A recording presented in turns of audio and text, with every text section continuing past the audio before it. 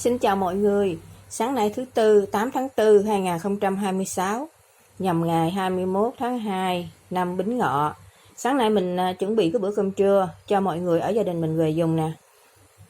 Trưa nay thì sẽ có cái món cá chiên, ăn với lại là dùng với lại là rau luộc, rau lăng luộc.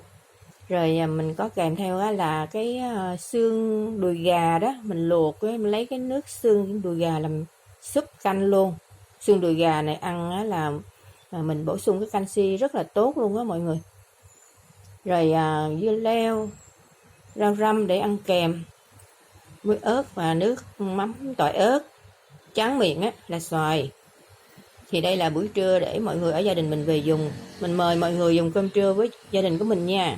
Mọi người yêu thích kênh nhớ nhấn nút like và nút đăng ký kênh để tạo động lực cho mình làm nhiều video hay hơn. Cảm ơn mọi người rất nhiều. Chúc ngon miệng, xin chào và hẹn gặp lại.